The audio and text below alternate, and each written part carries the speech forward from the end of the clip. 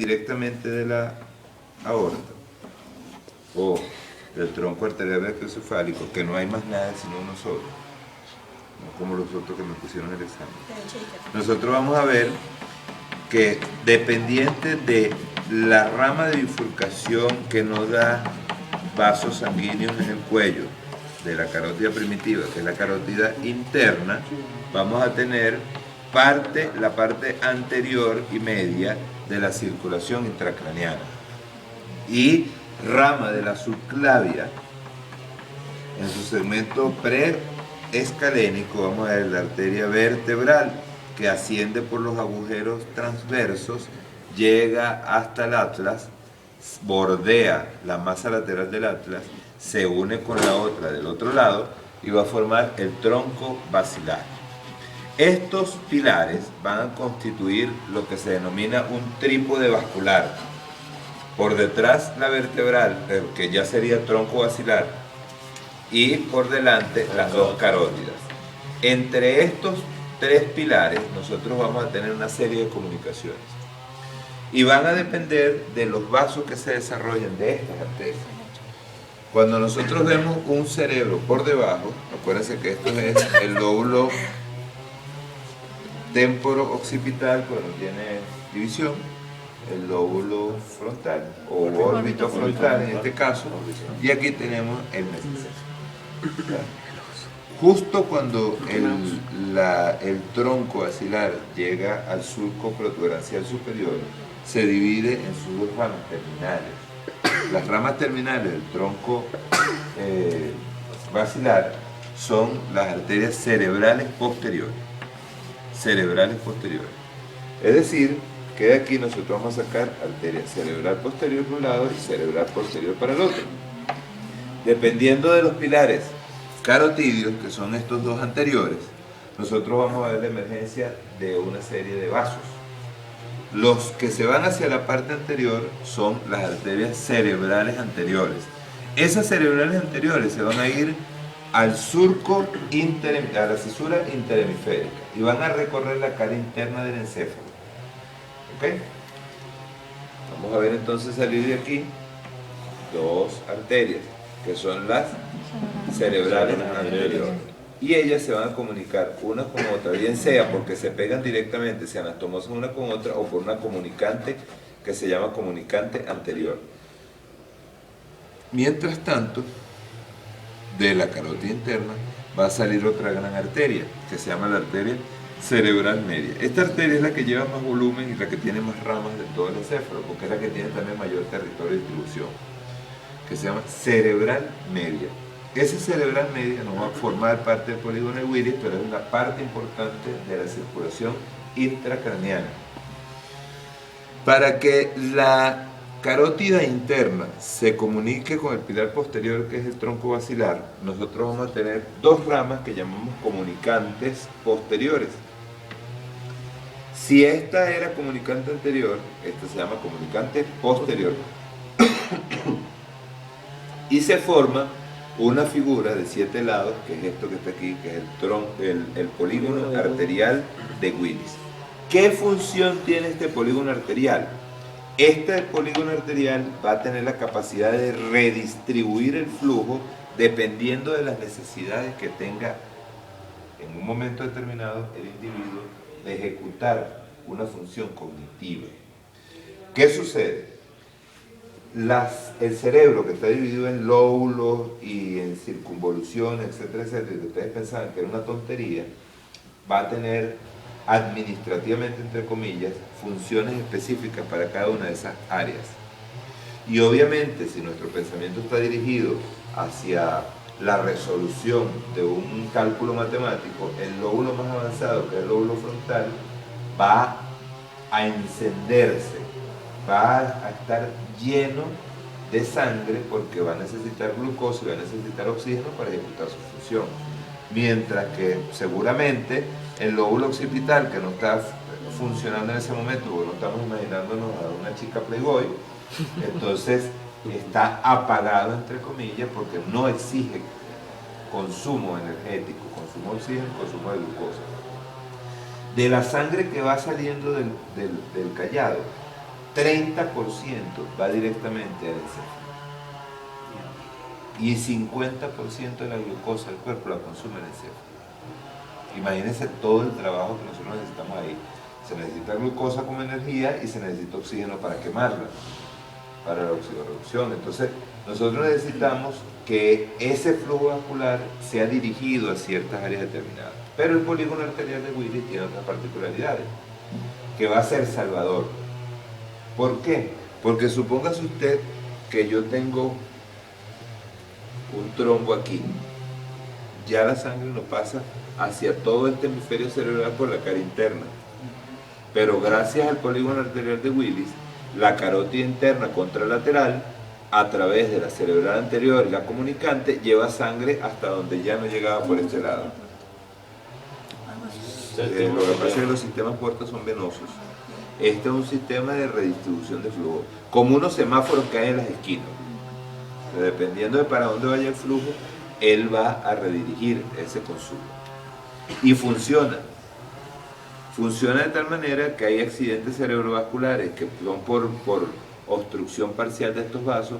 El otro cumple la función de llevarle sangre a ese tejido. El tejido no se necrosa, no se muere, y es lo que llamamos accidentes cerebrovasculares parciales. Ok. Además de estos grandes vasos, nosotros vamos a ver que dependiendo del pilar posterior, vamos a tener una serie de ramas. ¿Se acuerdan que le dije que una vertebral se unía a la otra para formar el tronco basilar, ¿verdad? Bueno, la arteria vertebral propiamente dicha va a dar unas arterias que llamamos espinales anteriores y espinales posteriores, que van a ir destinadas al surco medio anterior, el surco medio posterior de la médula, y le va a dar irrigación, obviamente al segmento cervical superior. Cada uno de los vasos que va saliendo de la vertebral y de la aorta a través de las intercostales va a dar ramas también para nutrir al resto de la médula, porque es muy larga. No bastarían los vasos que están arriba del nivel superior. Esas arterias vertebrales también van a dar una que se llama arteria cerebelosa posterior-inferior, y que es conocida por sus siglas en inglés como PICA, posterior-inferior cerebelosa arteria. Luego que se unen las dos vertebrales, va a dar una pequeña ramita que se llama arteria cerebelosa anteroinferior, o por sus siglas en inglés, anteroinferior cerebelosa arteria. ¿Verdad? El tronco basilar va a dar unas ramas que llamamos ramas pontinas o protuberanciales. Pero además de esas que vemos salir a los lados como unas barbas, este tronco basilar mete ramas hacia la profundidad del tallo que le van a nutrir a la protuberancia, al bulbo, etcétera, etcétera. Cuando ya se acerca a su división final, ella va a dar otra rama que llamamos arteria cerebelosa anterosuperior. ¿Ok? Cerebelosa anterosuperior, que va a ir destinada a la cara superior del cerebelo, pero sale de la parte final del tronco basilar. Y finalmente sus ramas de bifurcación, que son las cerebrales posteriores. Cada una de ellas va a tener un territorio de distribución que ustedes se lo van a estudiar y se lo van a aprender. Esta arteria, fíjense ustedes cómo somos nosotros de panza, que esta arteria cerebral media, que tiene un gran recorrido a través de la cisura de Silvio, va a tener varios segmentos, y en esos segmentos va a dar una gran cantidad de ramas, que no se le pregunta, pero que ustedes deberían saber. ¿Por qué? Porque pasa lo siguiente: cuando nosotros vemos, bueno, vamos a empezar la parte.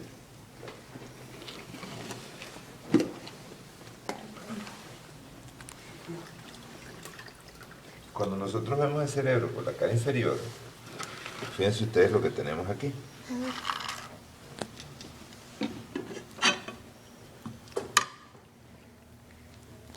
Tenemos tronco basilar, ¿sí ve? Y vemos arteria vertebral. Obviamente del otro lado había una, pero lo cortaron cuando extrajeron el cerebro. Y vemos cómo sale esta que está aquí, que se llama la arteria cerebelosa posterior inferior. la primera rama que les dimos, ¿verdad? Arteria cerebelosa posterior inferior. Esa arteria cerebelosa posterior inferior, fíjense que va a la cara inferior del cerebelo, ¿verdad? Y se agota en él y en las meninges circundantes. Luego vamos a tener esta que está aquí, que se llama arteria cerebelosa anteroinferior. Arteria cerebelosa anteroinferior. Luego vamos a tener más arriba las ramas, muchas ramas pontinas, que son estas que tenemos aquí, y si levantáramos, fíjense ustedes cómo se ven por debajo, muchas ramitas. Esas son las que llegan al... A la protuberancia. A la protuberancia. Luego fíjense ustedes que tenemos una cerebelosa anterosuperior, cerebelosa anterosuperior, y finalmente se divide en las dos cerebrales posteriores.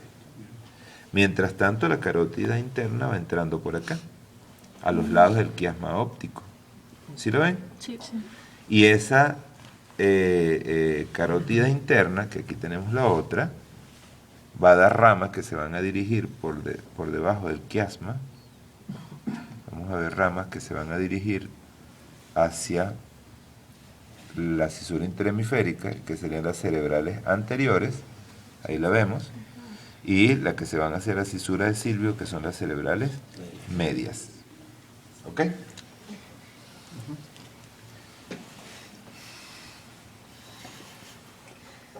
Luego que se profundizan en las cisuras interhemisféricas de Silvio o en la hendidura de Bichat, en el caso de la cerebral posterior, van a distribuirse en territorios corticales y en territorios profundos.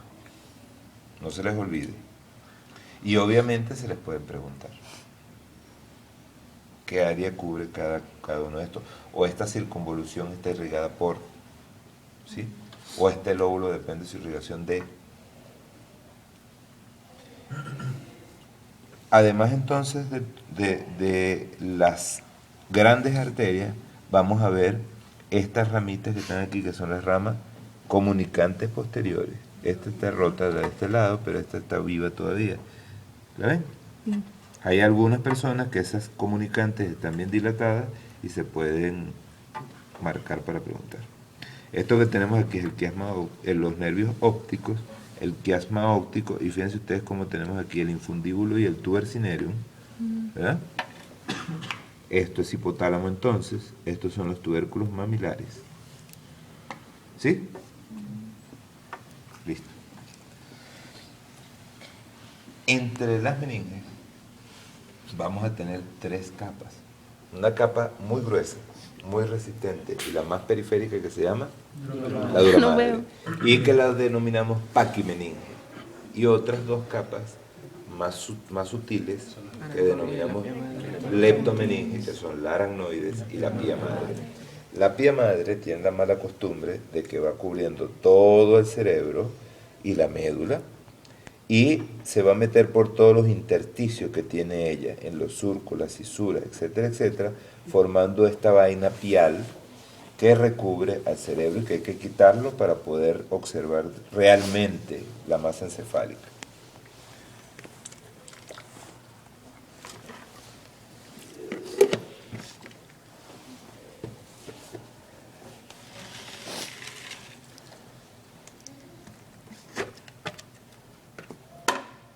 Cuando nosotros hacemos un corte sagital del cráneo, vamos a ver, y extraemos la masa encefálica, nos damos cuenta que hay dependencias de la dura madre.